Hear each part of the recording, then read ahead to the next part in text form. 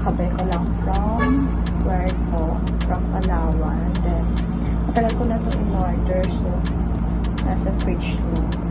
So, ito, in-order ko from Steph, boyfriend ng kapatid ko.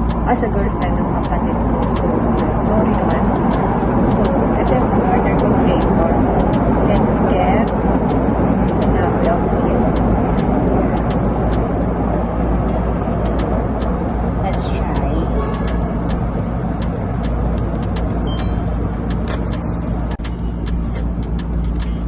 So, it's a fixed dessert chocolate. So, yeah. Nice. Super nice ng packaging niya. So, yeah. Try natin. Sana okay pa siya kasi ang tagal niyang nakasipak sa fridge. So, paano ba ito? Bakit ang pag-open ko?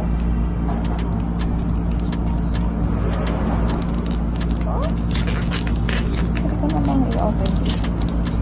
Bakit ang pag-open? Oh my gosh. Super nice kasi. So, ayan.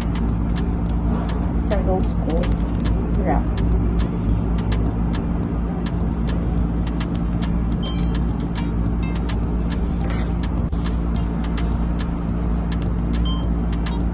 So, try na natin i-open.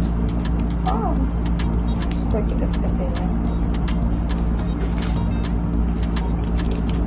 Gosh. Ay!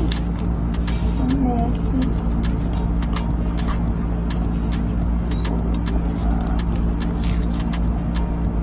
Ganito pag-open ko.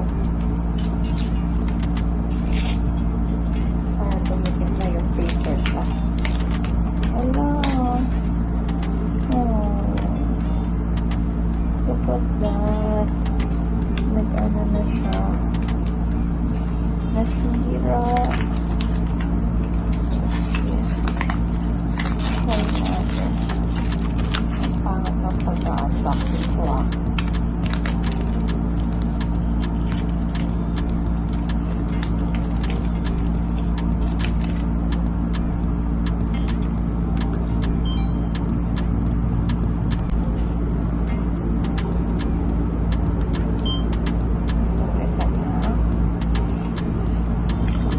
Ay, ano ba yan? Ay, nasira siya, oh. Oh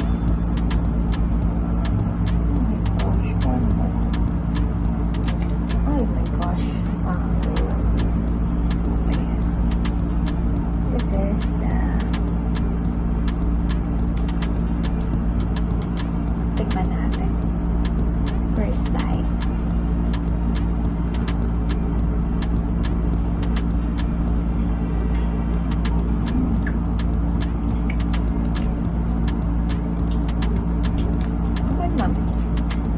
May kalasa siyang chocolate dito sa atin eh.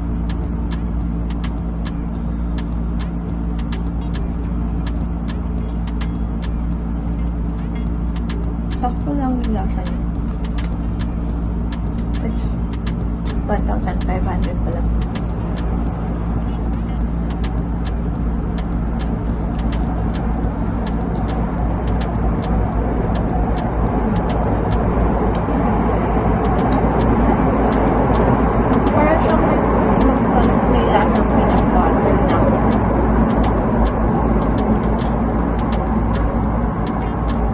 For me. Tapos parang siyang pag ibabite mo parang wafer lang.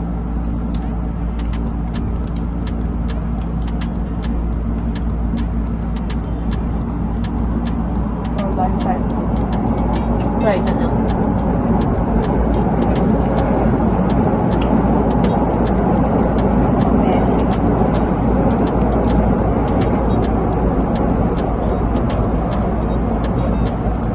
Marami ata siyang flavor.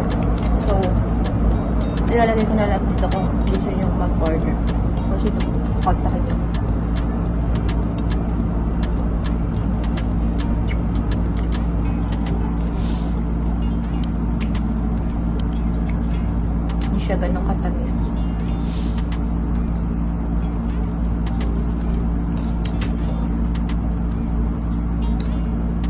Sorry guys, ang messy nito ah.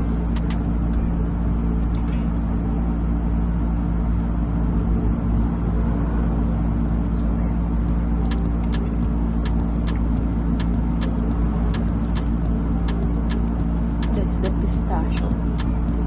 Pistachio flavor. Try nyo na rin. Kaso, am I too late na ba?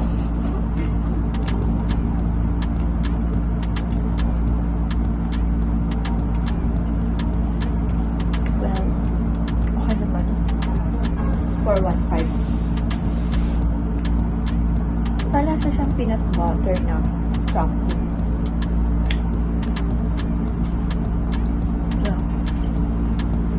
Try nyo na.